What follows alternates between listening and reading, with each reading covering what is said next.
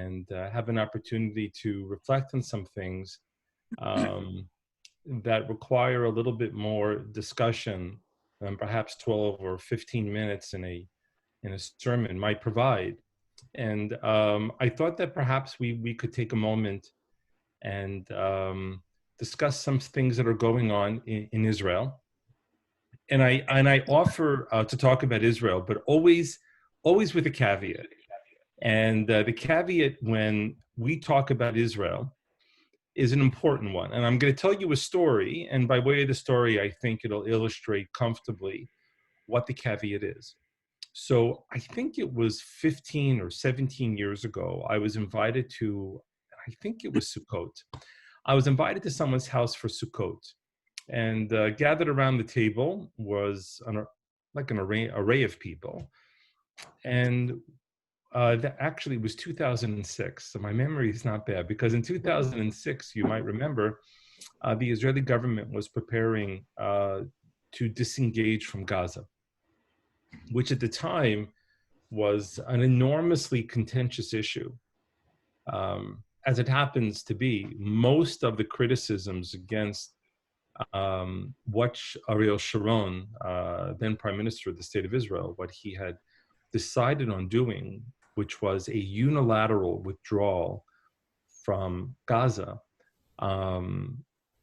people criticized it, saying that it would result in a devolution of Gaza into a chaotic Bantustan state, which ultimately it ended up happening. But at the time, the reasoning is that Israel would cede the territory, the assumption being that by ceding the territory, two things would be accomplished. Number one, they would not have to any longer police over a hostile Arab environment. And number two, that the granting of cityhood, statehood, autonomy, that it would in some ways tamper down some of the simmering issues. One of those things became true, by the way, that the Israelis didn't have to police actively on a daily basis an Arab Muslim citizenry.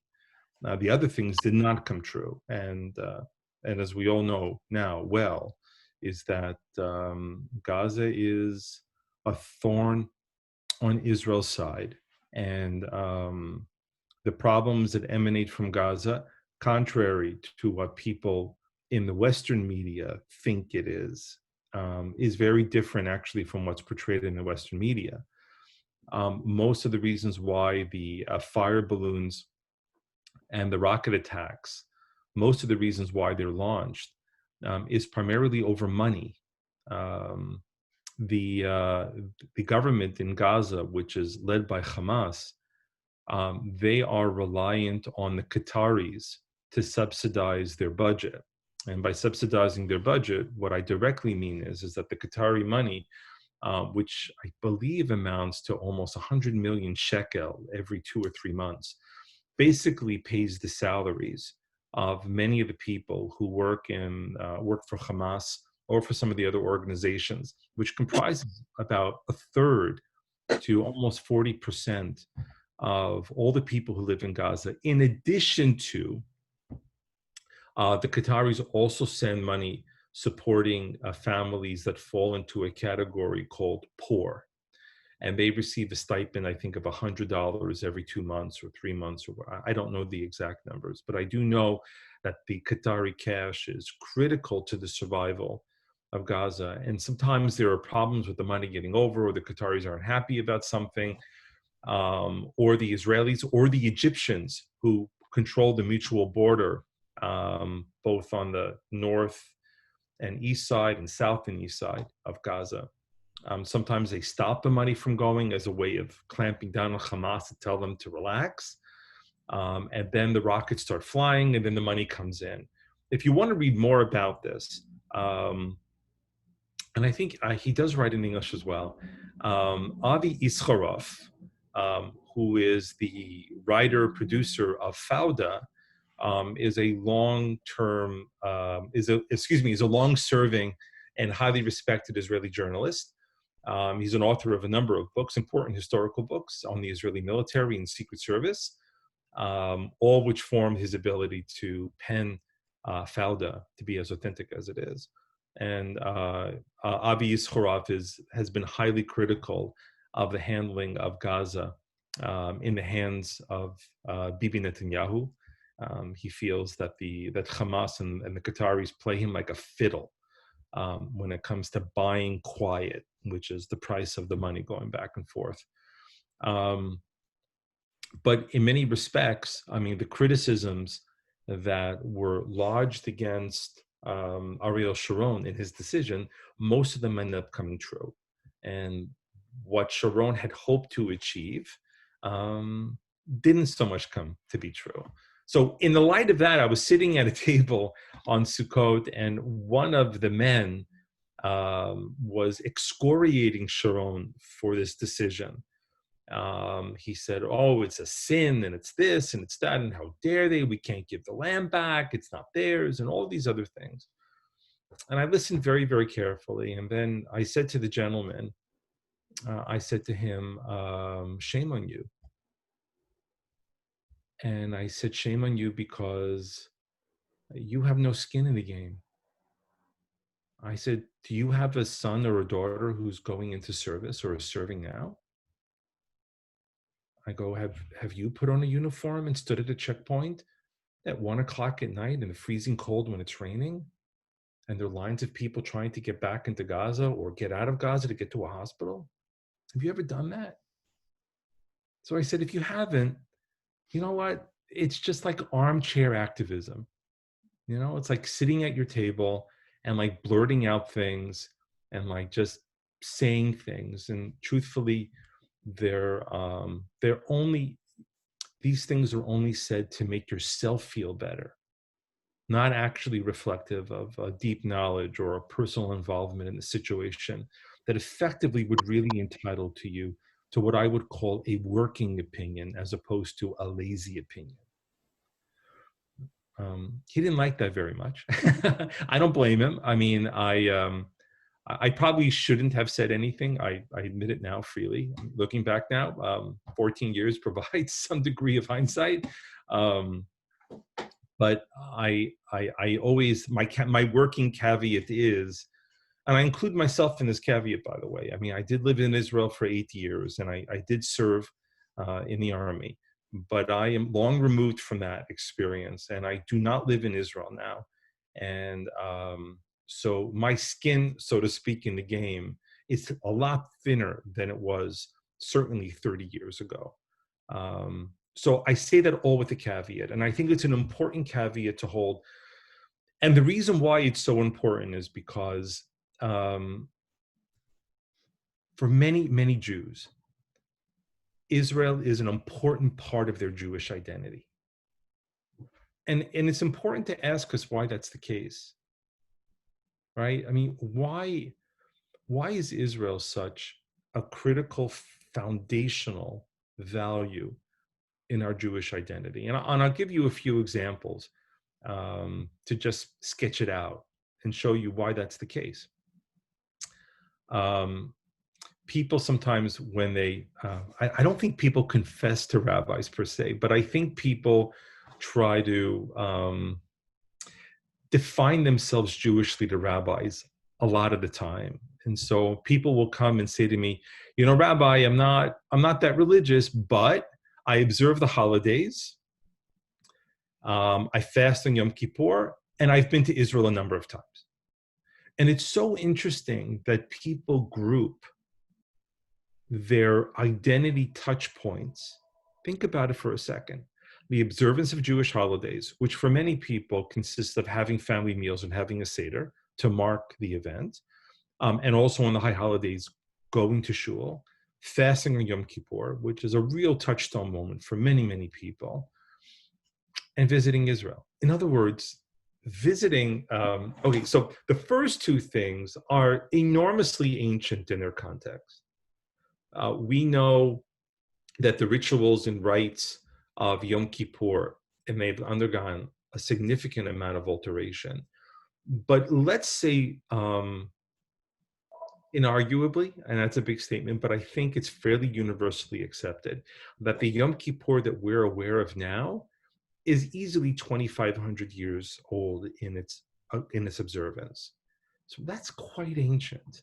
And the observance of the Jewish holidays are also very, very ancient, certainly more than 2,500 years old. I mean, they're probably greater than 3,000 years old in one form or another, one form or another. And then you have this modern construct called the State of Israel, which comes about in 1948. And it's a remarkable thing that people combine these two things, these two very ancient foundational ritual observances. And on the other hand, you have this modern political entity called the State of Israel. And these become touchstones for people in their Jewish identity. And I guess the question that's worthy of unpacking a little bit before I get to what I actually wanted to talk about, but I guess it's worthy of unpacking it and asking ourselves, why? Like, how is Israel so deeply connected as an identity touch point for people in their Jewish identity?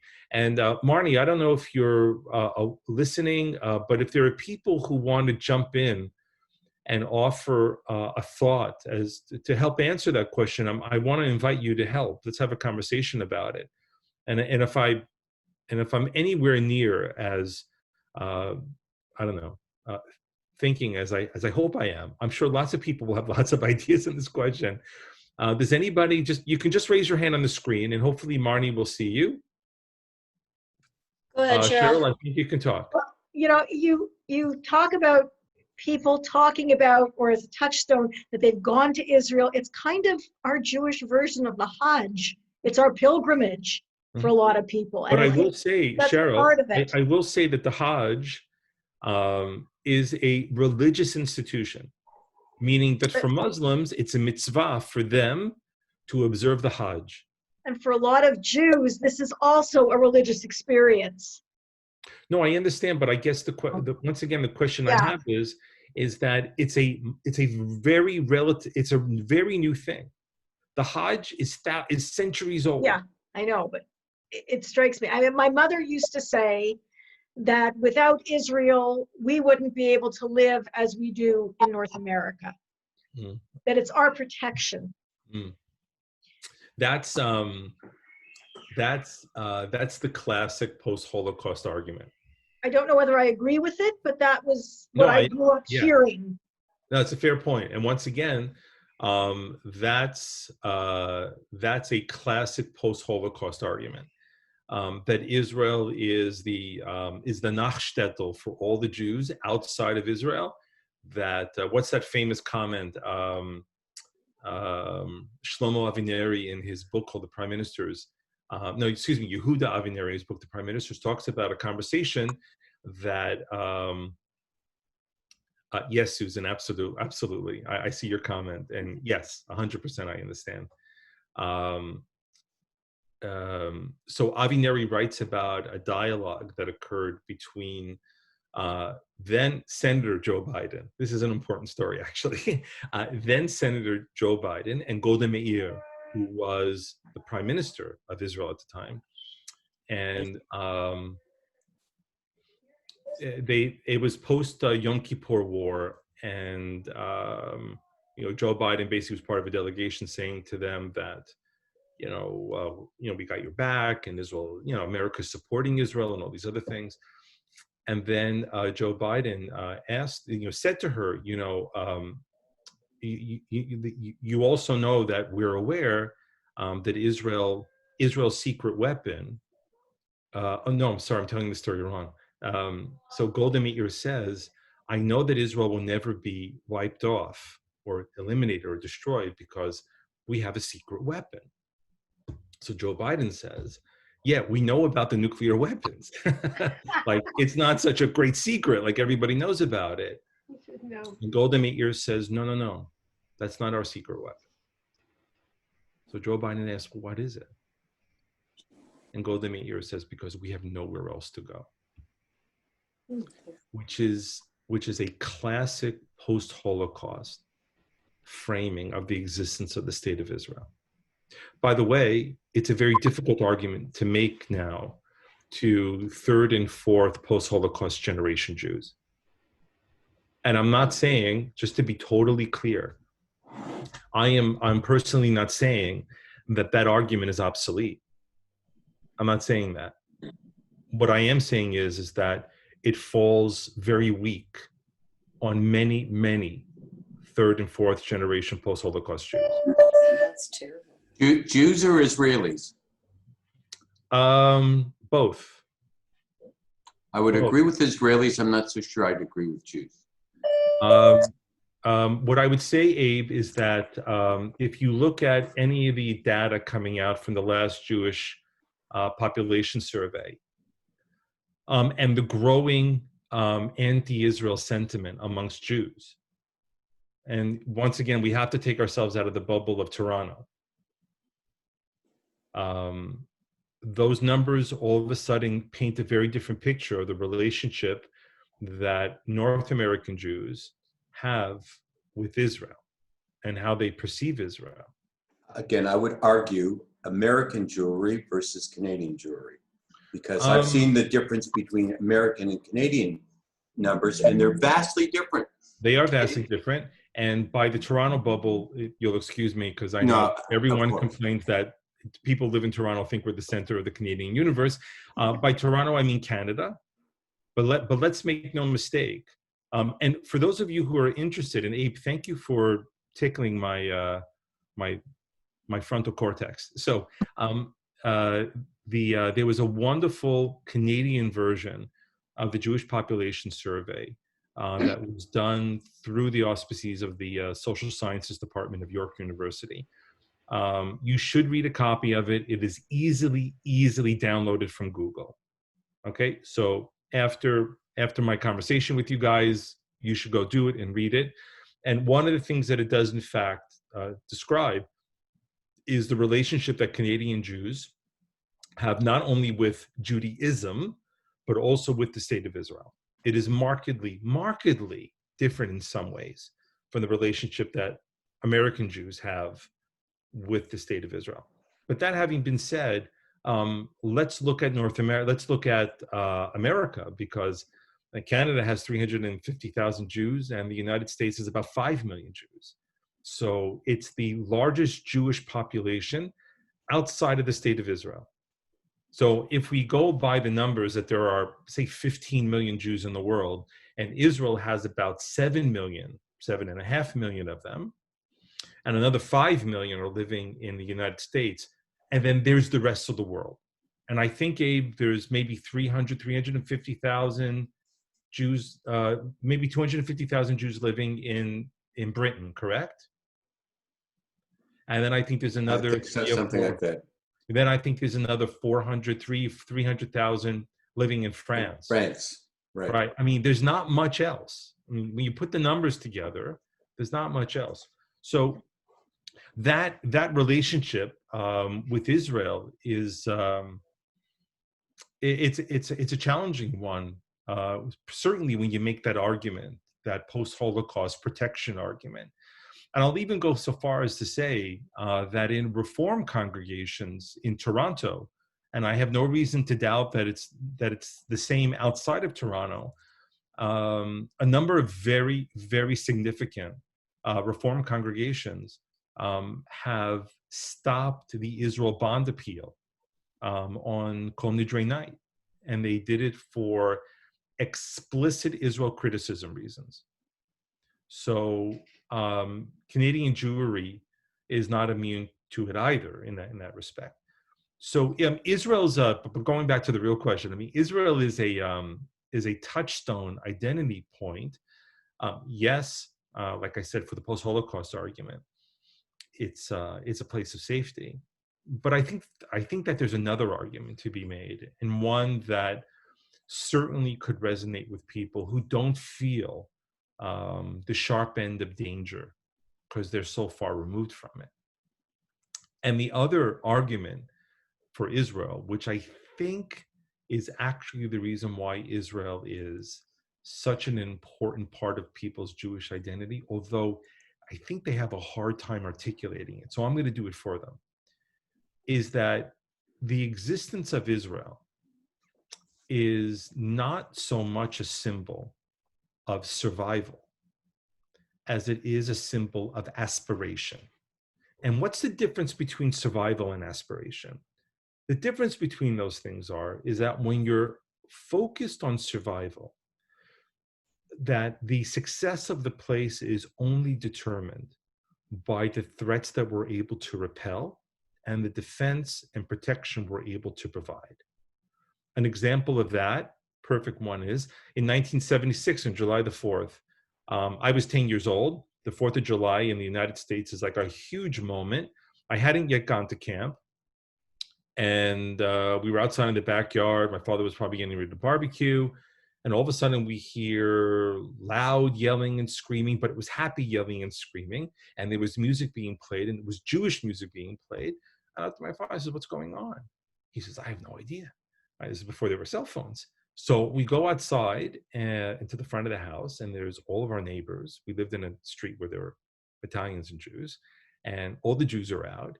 And for those of you who remember, the 4th of July, 1976 was the successful completion of the raid on Entebbe. And the world was on fire, absolutely on fire.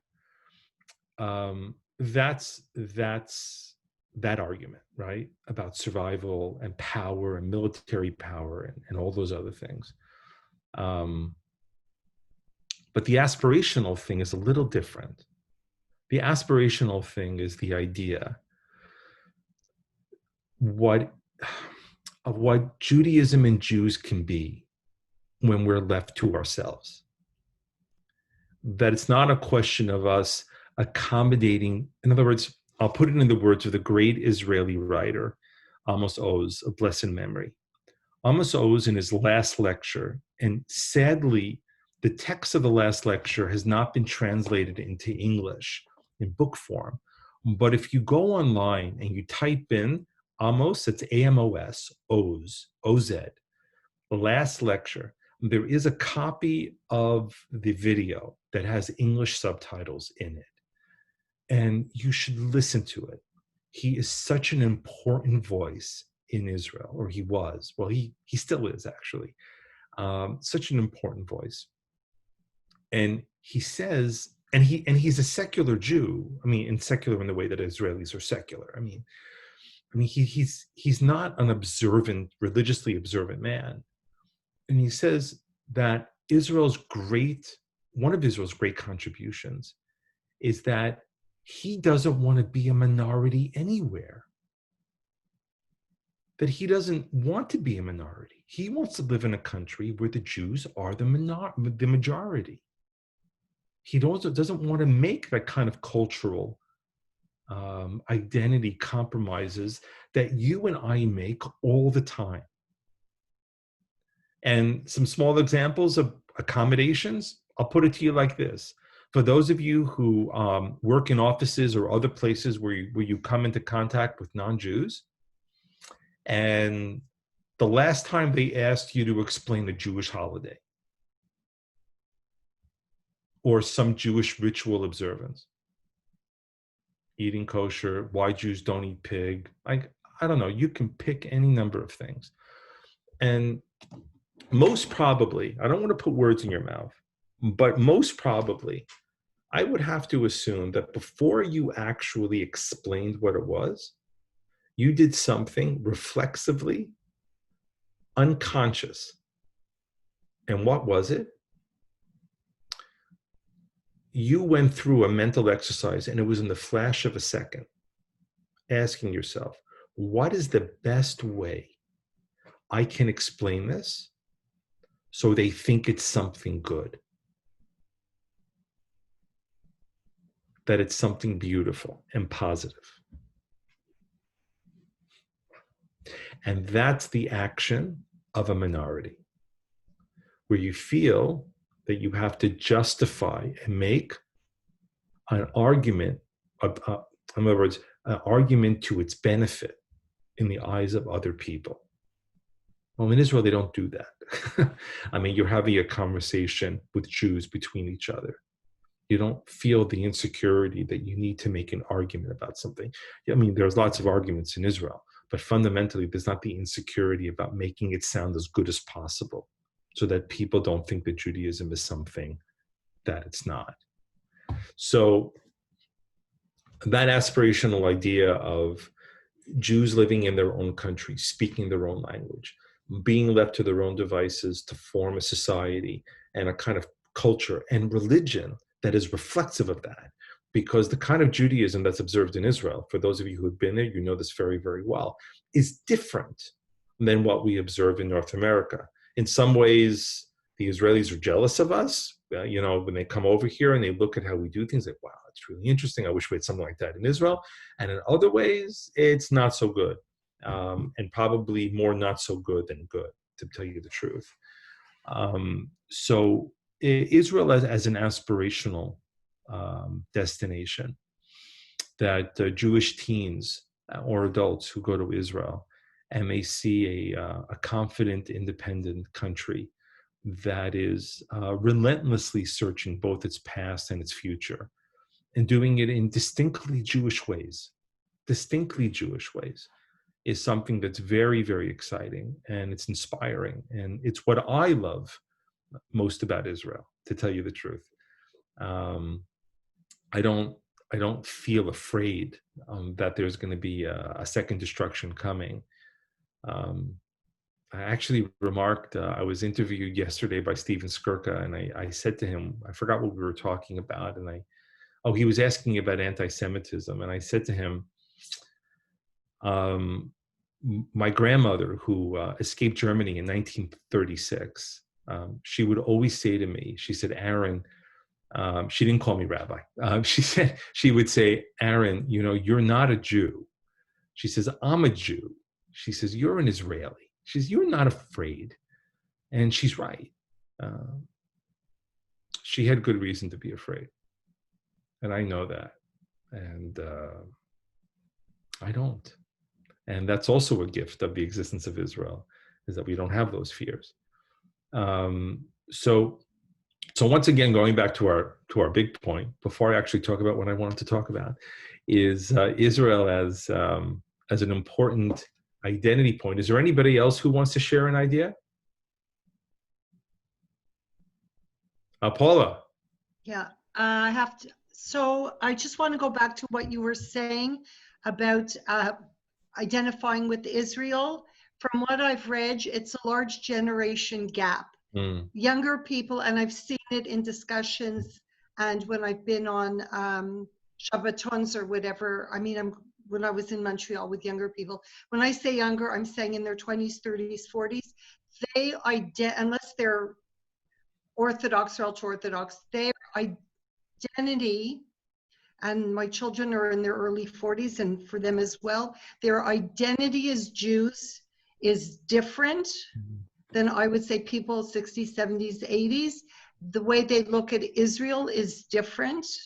And part of it is the values now.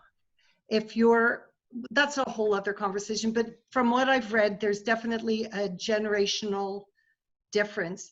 And also, as far as Canadian and American, what Abe referred to, from what I've read, there is a much higher percentage of Canadians who send their children to a private school, Jewish school, and a much higher, I don't know how many times, but percentage of Canadian Jews pro rata, who have gone to Israel than American Jews. It's true. I mean, I agree with you that the relationship of younger generations of Jews is different. But I also want to connect the two ideas by saying to you that the relationship of latter generations of Jews is very different with Judaism too. And I think that there's an important connection to be made there. And as I commented in my interview with Steven Skirka, I deeply believe that it is at our own great peril as Jews to distance ourselves from Israel. And I don't mean it from a point of physical security. I'm not in any way suggesting that. We live in a wonderful country with tremendous freedoms, and law and order and courts and all the other protections that we're afforded. I think that we distance ourselves from Israel at our own peril, because Israel represents, I don't want to say the last, but certainly not the last, but the great redemptive story of the Jewish people. And inevitably, I'll give you a little example. Peter Beinart, who's a very well-known left-wing writer in the United States. I'm sure you've heard of him. He wrote a book, I think it was like 7 or 8 years ago, called The Question of Israel. And the book was dealing with all the Palestinian controversies and a bunch of other stuff. And the thing that was most outstanding in his book, it was well written, by the way, but the thing that was most outstanding on it is that there was not one Jewish idea in it. It was all these postmodern secular criticisms that were examining and filtering the phenomena of Israel through. And that stood out in my mind because Peter Beinart, who's a Jew, that book could have been written easily by somebody who's not Jewish. So one of the things that we see, and it's not always the case, but it is often the case, that people who are distanced from Israel and association with Israel and affection for Israel, very often, not always, but often, they are distanced from Judaism as well. So a few points before I get to my big thing, unless there's some questions on this. Israel, like I said, is the greatest Jewish story over the past 2,000 years.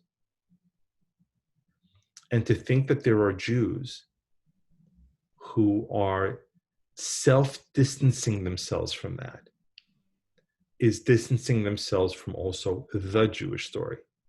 Isaiah Berlin, a very important Jewish philosopher, he once said like this. They asked him about Israel, and Berlin said, the most lasting, abiding lesson about the state of Israel is that it tells us that at a certain moment in time, that there were certain kinds of Jews needed, and they answered the call. And our charge is to ensure that there will be more Jews like that in the future. So that's my fear. And also, to be very honest with you, the absence of Hebrew as a somewhat functional tongue for Jews, to be able to read it, to be able to somewhat speak it or understand some words, that loss is a deep, deep loss for the Jewish people outside of Israel. And so the fact that Israel is Hebrew speaking, its connection with Judaism is far richer and far deeper than what you would find outside of Israel with people who don't speak the language. And I'll give you one example, and then I'll move to the next page, unless you guys want to talk more about this. 40 or 50 years ago, if you wanted to get a PhD in Talmud or in biblical studies or anything like that, where would you go to get the best teachers in the world? You would have went to Columbia University, University of Chicago, NYU, I mean, to name just a few places. Today, where would you go? You go to Israel. You would go to Hebrew University, which has one of the finest biblical literature departments in the world. You go to Tel Aviv University or Bar Ilan University. There is no American learning institution anywhere that can compare to the academic level and output of the universities in Israel when it comes to Jewish studies. And that, if anything, is a very interesting indicator of the shift that has occurred in the Jewish world. That North America is no longer the big brother taking care of the little kid Israel. Israel has rightly assumed itself as a leadership position. And lastly, All the data we have with birthright is, and also in the Jewish population survey, is that young Jewish adults who do make a trip to Israel are more likely, whatever that means, I don't know, but are more likely to have positive feelings about Judaism, to be connected to Jewish ideas or Jewish observances as opposed to those who don't. So I will stop talking about this now. I mean, I can certainly talk. But does anybody have any thoughts or questions you'd like to share on this? I do. Ian, sure. I struggle mightily with this question, Mm. and it's not going to get resolved on this call, and I don't want to prolong the conversation, but I am unresolved for myself. The unconditional support of Israel against the backdrop of the geopolitical entity of Israel. And I cannot resolve that for myself. More often than not, in these times, it is the geopolitical entity that strikes me as being out of sync with Jewish values. And so, when people assume, or they assume that to be Jewish means your tacit support for the state of Israel. I find it hard to reconcile that. Mm. That's one thing. The other thing is when the conversation is being had with someone who's a non-Jew, I find myself getting defensive of Israel, right? Not because I necessarily disagree with what they may or may not be saying, the person I'm talking to, but because there is some like emotional threat, and I don't know where that comes from. Because truth be told, I'm not a huge I really have no problem separating my Judaism from my relationship with Israel in these days. I really have no problem. For myself, I'm resolved with that, and I'm very vocal about that with people who are close to me. It's not to say I want the state of Israel to be harmed in any way. It's just that I have a hard time being an unconditional supporter of the geopolitical entity as it is today. And I have no solution either. I don't walk around with a solution. So I just wanted to say that, I'm in that space of struggle right now, and it's unreconciled for me. Thank you so much. So one thing I would say to you is that even within Israel, there's a lot of rancor and disagreement about what Israel should do. So you having disagreements or confusion over some policies that Israel is enacting, that's normal. And it's to be expected. I don't think that that's something that should be concerning or upsetting or wrong in any way. I would never suggest that. One of the things I think that North American Jews or Jews outside of Israel, what we lack in understanding the geopolitical, as you rightly put it, the geopolitical circumstances that Israel finds itself in, is that North American society is, I just want to get this number correct, 65. North American society is 75 years removed for most people from active military service, which means that after the mass inductions during the Second World War, the overwhelming majority of the population, certainly of Canada and of the United States, has no experience with the military. And that's an important distinction, because societies that live under physical threat and need to have drafts and face those kinds of military threats, they understand how armed forces work and the rules of engagement and things of that nature. And these are admittedly, these are subtleties that when you hear about a situation or there's an event that occurs, how your mind filters it and understands how the situation may have evolved is very different from somebody who has no military experience and they don't know what a gun does or how it feels or the operations of things. So I think that's one of the things that North American Jews struggle with is that context as well, or North Americans in general. By the way, it's not just attitudes towards Israel. I think Western populations in general, because of the prosperity and peace that they've enjoyed for many, many decades, is uniquely and interestingly divorced from the kind of things that are required to protect the society so it can be quiet. That's a whole other discussion as well. But I understand your dilemma. I guess I would only say to you is that Israel is a critically important part, as I said, of the Jewish story. And it's not that Judaism doesn't exist or can't survive without Israel. I would only say that it's it would seem to me a lesser kind without understanding everything that Israel contributes to Jewish identity and Jewish life. But we're Jews, so we're going to have lots of discussions and disagreements. Anybody else? I just want to know about the Israel wants to take over the West Bank or parts of it. I was actually going to talk about that tonight, so I'm glad. Thank you.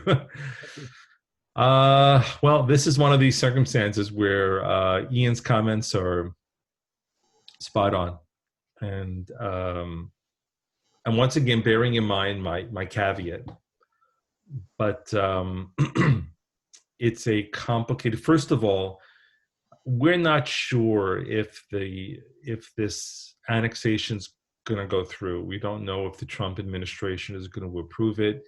Now all the reports are saying that Benny Gantz, who's going to be the replacement prime minister, he's in agreement of it. So it may very well go through. People are warning of really unfortunate things that might come Israel's way for doing this. But essentially, what is Israel preparing as being this extension of Israeli authority?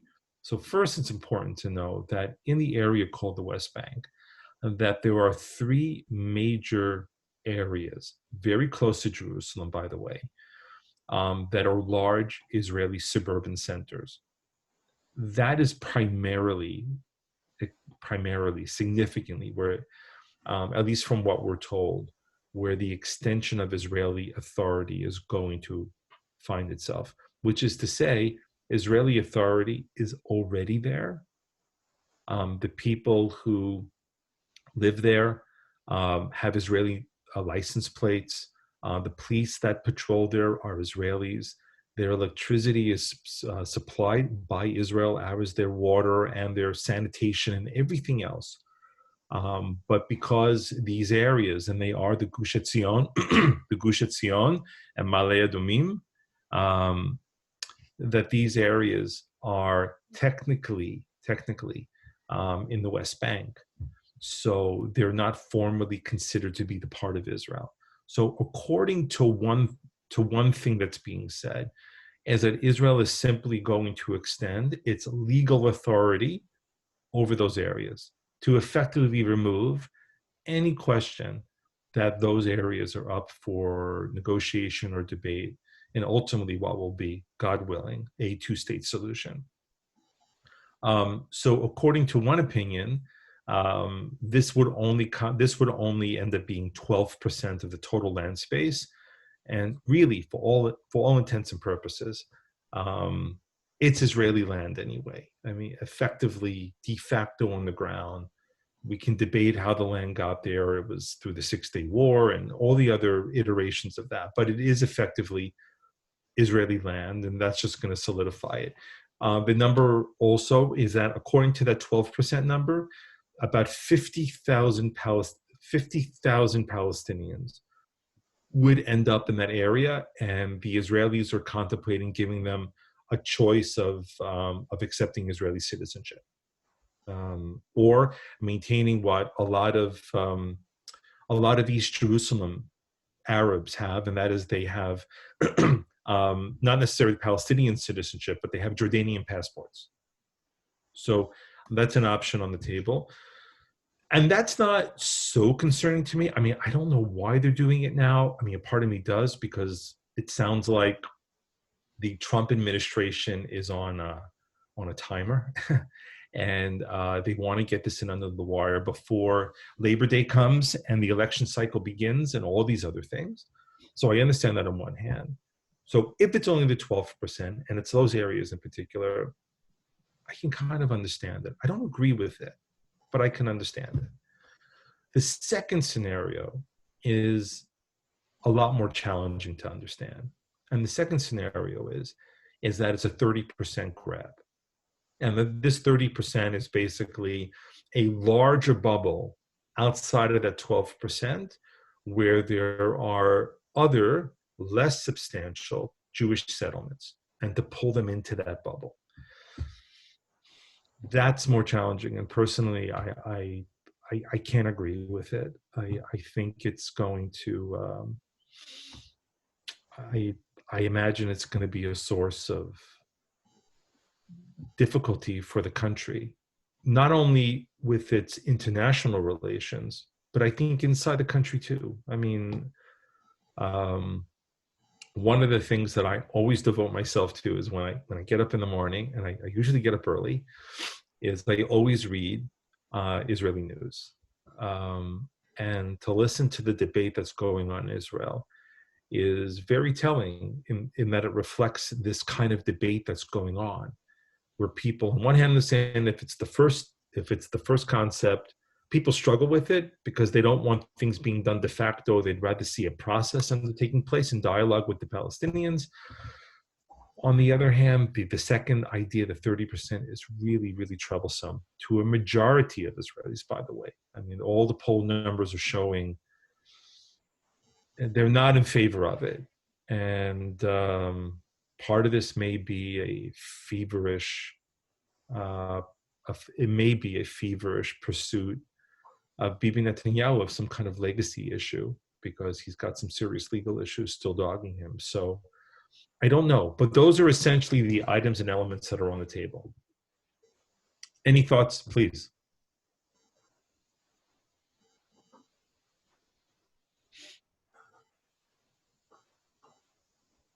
Marnie? Yes, Michael, go ahead. Oh, thank you. I just wanted to say that I've always had a struggle with the idea, and it's kind of similar to what Ian said earlier. I've always felt that Israel needs to remain a Jewish state, and by trying to take in as much land as possible, the biblical lands, which a lot of the religious feel belongs to Israel and they should take it, you're just creating a terrible problem in terms of being able to maintain a Jewish state in the end, a Jewish democratic state. And I struggle with the idea of why people have that view that it's a good idea to do that. I think you want to maintain the land of Israel and you want to have a Jewish democratic state. And by going this route, taking this path, you're just creating a problem where you're not going to be able to maintain that kind of a state. So I hear what you're saying, and all good points. An old university friend of mine who's, and I'm in awe of him because he has profoundly eclipsed me in success. He's one of Israel's leading public intellectuals. His name is Micha Goodman. Micha has written extensively on the very issues that you're talking about. He doesn't write in English, unfortunately, but his 2 books ago, called Milkud Shishim V'Shava. Actually, I think it's coming out in English. It's called Catch 67. I don't know if it's been printed yet, but if someone's at a computer, if you could type it in and check. Avi? I just reread it. Can I? Is it in English? I just reread it again in English. Oh, okay, great. It's been in English for a couple of years, and I completely agree. Whereas the first time I read it, I didn't necessarily agree with him. Now, in light of everything, I completely am on board with what he said. Yes. So if you haven't read the book Catch 67 by Micha Goodman, I would highly recommend it. Barbara, would you recommend it? Very much so. Okay, so you got two people recommending it. I'm going to email Micha and tell him that Barbara and I will split the royalties on the 7 books that are going to be purchased tonight. So available on Amazon. Pardon? Available on Amazon. Okay, you'll all be tested next week. That includes you, Abe. And you can't hold cheat sheets in your beard. Okay, so those are important items and issues that Micha has dealt with, and he's given them excellent treatment. So rather than me regurgitating it, read it firsthand, please. But the one thing I want to say to you is that we always live with a handicap. And the handicap that every human lives with when we make decisions is that we only know what we know. Right? We only know our known knowns, and we know our known unknowns, so to speak. Donald Rumsfeld. Yes, well, actually, it's not Rumsfeld's rules, actually. The truth of the matter is, they predate him. I forget the philosopher who coined them. Oh, you know who it was? It was Leo Strauss. Okay. Strauss had a variation of the 4 things that people, the 4 facts sort of that float around people. But what I wanted to say is that there were strident debates in the Jewish world prior to Israel declaring independence in 1948. And that after the United Nations announced the legal establishment of a state of Israel, many of you, in fact, might remember that the state that was envisioned under the United Nations mandate was a partitioned Israel. There were 2 sections, one south, one north, not Jerusalem. It was a hodgepodge of an entity that the Israelis knew was untenable to live in. And they said, you know what, it's better than nothing. And they were right, it was better than nothing. They were being pragmatic. But after the United Nations established it, Israel was left with a choice. And the choice was, do you announce statehood, or do you accept the borders as they are? You go about and live your life, you build your country, and you don't announce, whatever. You have your country and this and that. And this way, because the Arabs were saying, if you announce statehood, we're going to invade. And there was a big debate, not only outside of Israel, but really it was intensive in Israel. And for those of you who know some of the history will know that it was a last-minute decision made by the provisional government that Ben-Gurion was head of. It was so last minute that they had to do it quickly because Shabbat was coming on Friday afternoon.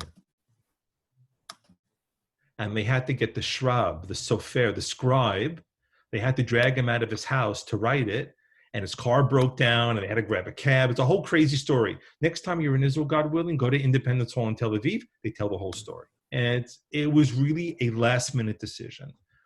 And sometimes I think, not only about Israel, but in all of our lives, that we're all beset by that same question.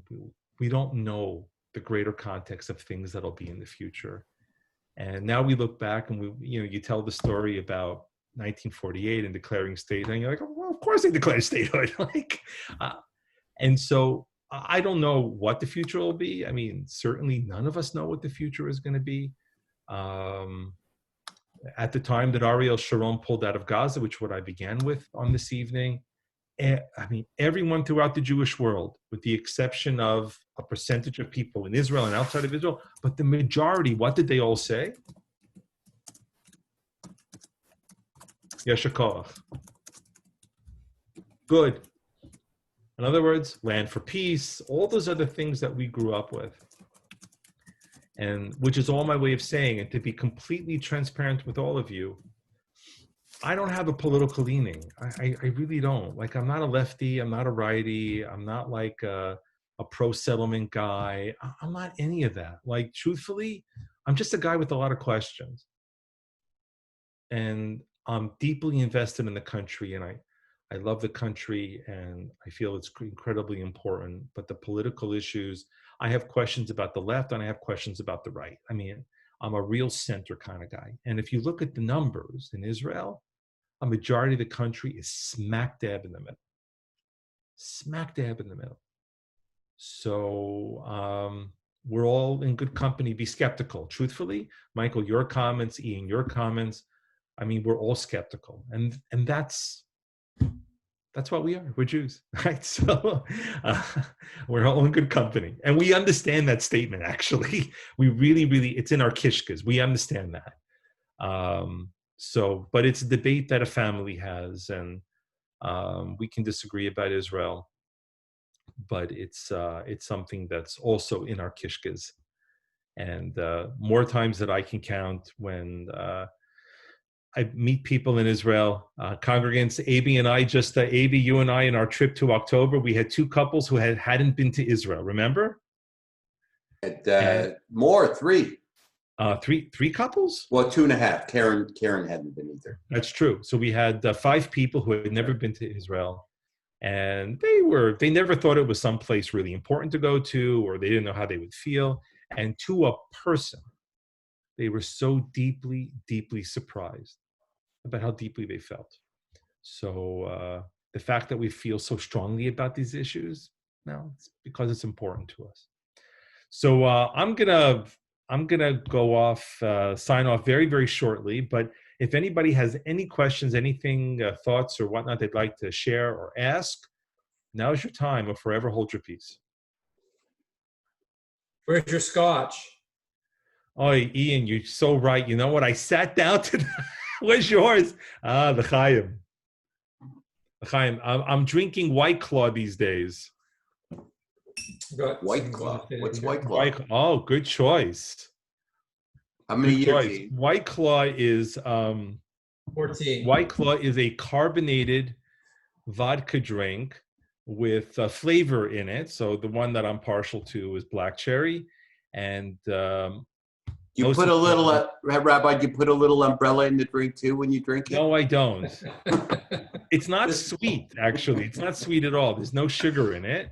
But most importantly, it doesn't have carbs. So that's where I'm at these days. So everyone, thank you so much. I mean, a perfectly serviceable Wednesday evening. You took an hour of your time to share with me, and I'm deeply indebted and grateful for that. So thank you. Abe, anything you want to share? What's that, Ian? An hour well spent. Thank you so much, my friend. Good to see you. We can hardly wait for the next one. Oh boy. Which is coming up whenever, soon. Are you taking a break next? Are you taking a break next week? I don't know. We haven't worked out the schedule. I think next week we'll take a bye, but everyone just pay attention to your emails, and I'll have the next 2 or 3 mapped out, okay?